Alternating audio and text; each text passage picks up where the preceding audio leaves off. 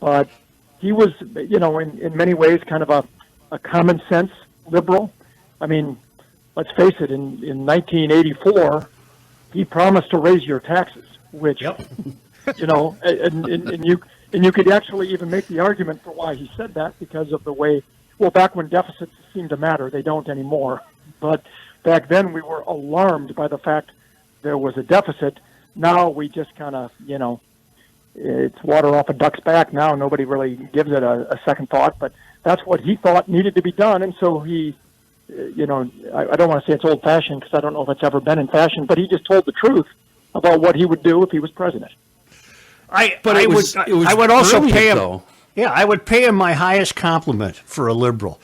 Five will get you 10. He knew his way around a hardware store. Oh, absolutely. Yeah. We had a story we did about his career last night, and I had heard on Sunday that he was seriously ill, so we started working on putting something together, and we were actually prepared for this a few years ago. We had gotten a lot of our old KSTP film footage back from the Historical Society, had it all digitized and had it in our system ready to go. And as I was looking back at it, at one point, I think it was in 1964 or 1966, he gave our cameras incredible access to behind the scenes at the Mondale family. You got to remember, he was only like 36, I think, when he was appointed to the Senate initially before he ran for the office outright in 66. But we had video of him at home, with the kids and playing with the kids out in the backyard. And his wife, Joan, would drive him from their suburban D.C. home to a bus depot where he'd get on this bus that said Capitol Mall on it, and then he'd read the paper on his way to the bus, taking the bus to the U.S. Capitol. He was just like, he was a dad like anybody else. So you're right. I'm sure he knew his way around a hardware store and tinkering in the basement or the garage. Well, and the other difference is that I saw him. People could see him. I routinely saw him walking in downtown St. Paul from maybe a luncheon to another appointment. I don't see any of the modern lefties. I have no idea where they hide out in their caves or whatever, and I just don't see them. But I saw Walter. I saw Walter all the time, and he would say hi, and I'd say hi, and really, you could say that about a lot of the righties as well. A lot of politicians just don't mix with the people like they used to. And now, in some cases, there's good reason. There's a lot of crazies out there. Yep. And they, the temperature of the emails and messages and things that even we get as journalists are so different than they were just, I'd say, 3 to 5 years ago. I mean, it's some of these emails and things that we get, you actually, you think twice about your own safety. And, I don't mean to make light of that because it's true. You don't know what people are capable of anymore.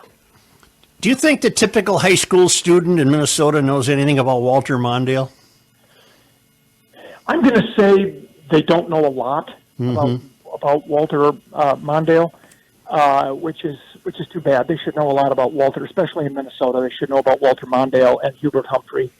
And it's amazing when you look at their two careers, how they paralleled. I mean, Humphrey was Mondale's mentor. They both served in the U.S. Senate, in a very distinguished way, and then they both became vice president. They both were nominated to run for president by the Democratic Party, and both lost. I mean, it's just really remarkable, the parallels between their two careers, and every Minnesota kid should know about them. I think all kids should know about our history going back to our first governors in the 1850s. But I wanted to mention the taxes raising thing. Correct me if I'm wrong. That wasn't a campaign stump thing that he repeated over and over. Didn't that come out in a debate with Ronald Reagan? And Mondale said, "Look, we're both going to raise taxes. At least I'm being truthful about it." No, it actually came out in his speech at the Democratic National Convention in San Francisco. Oh, tell me. He said, so right out of the gate, he said, President Reagan is going to raise your taxes and so will I. The difference is he won't tell you, I just did. That is his There's exact the quote. quote. That's the Yep. quote. Okay. Thank you, Tom. I'm glad I brought it back up. Thank you. Yeah, and he did say that. So I mean, and you know, the speech you make at the nominating convention is kind of that's the template for your campaign. I mean, the things Sure, you say right. there are going to You go forward with that. either yeah, dog you or propel you the rest of the way. And in this case, you know, what he saw as his honest opinion that yes, taxes need to be raised didn't go over so well in like No, 49. that didn't work out. No. No, Tom, you're too young. You didn't cover the '84 campaign, did you?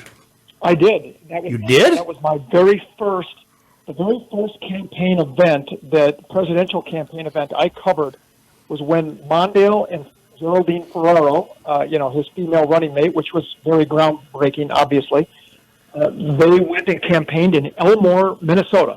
Yep, You know, just sure. about less than an hour's drive from Albert Lee, Minnesota.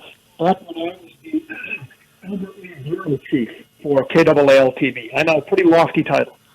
Made $206 a week. Nice. Nice. And got to cover that. And you know, Elmore is a town of about 600 people. And that day, I think it was a town of about 2,000 people, and it was fun. And I remember it was my first taste of covering a presidential campaign, and you know, you got credentialed for it, and I really felt like I was a real journalist when I covered that campaign event. I remember chasing them around Shoreview, and they really didn't know where their campaign headquarters were. It was either at a school or a gas station. I couldn't remember. I couldn't figure it out.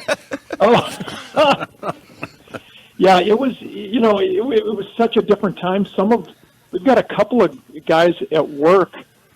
Chris Melvitt, some of you guys may know him. Chris was on the campaign planes with Mondale when he was running for president, and he posted a picture really? on Facebook of him with some of the network photographers when they were on the press plane with Mondale, and he rarely ever came to the very back of the plane, you know, to talk to the journalists. But one day he came back and he posed for a picture with a bunch of the photographers, and it was a real great shot.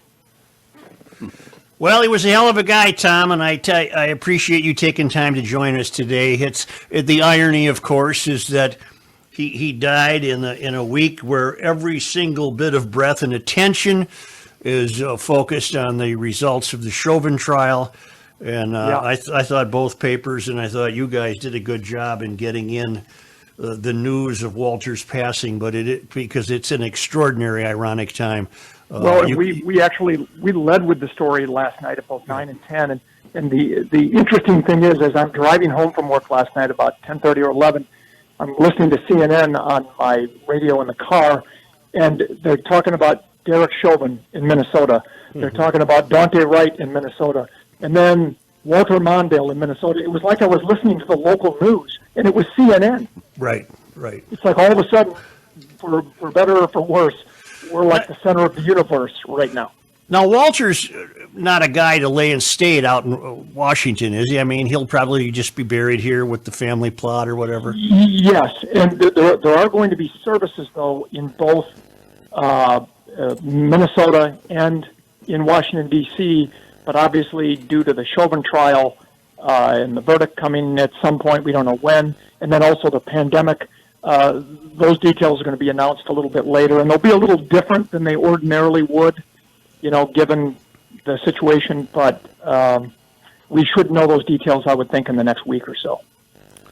I have one more question, Tom. When we lost, and I need your memory here, when we lost Paul Wellstone, and Walter stepped in to fill that role, and then he lost that election.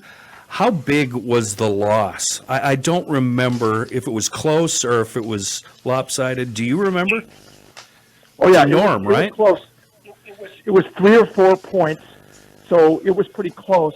And you may recall that the thing that probably cost Mondale that election was the Wellstone Memorial that went horribly awry when it became, in essence, a 4-hour political rally. It wasn't intended That's that right. way, but That's right. Rick Kahn's speech and some others got way too political to the point where he's calling out Republican members of Congress sitting in the crowd, asking them to support, the Democrat in honor of Paul Wellstone. And Yeah. so he only lost by about 3 or 4 points, but I'll tell you, Walter Mondale, one of his great regrets, probably one of his few regrets, was that he lost that election because he used to always like to say, okay, I lost 49 of 50 states in the nation in the 84 presidential race, but I'm undefeated in Minnesota.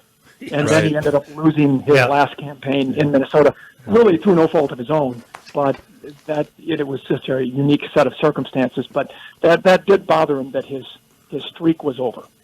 Okay. All right, thank you. Hey, by the All way, right, guys. really quick, Have a great day. Tom, I need to mention this because you did join us on your day off of work, and Joe, it's Tom's birthday today, and that's the kind of dedication he shows to Garage Logic.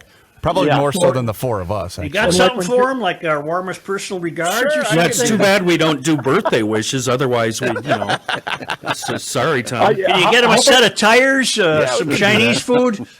How about just 3 nights at an inn on Spoon Lake? Beautiful. Oh, yeah, we can do that. Spoon Lake, we can do that. You know what I'll do, Tom? I'll let you buy me a beer next time we meet up. How's that? And I think, Reavers, I think you and I know exactly where we can go and get that. Absolutely. All right. Thanks, Tom. Tom. Thanks, guys. All right.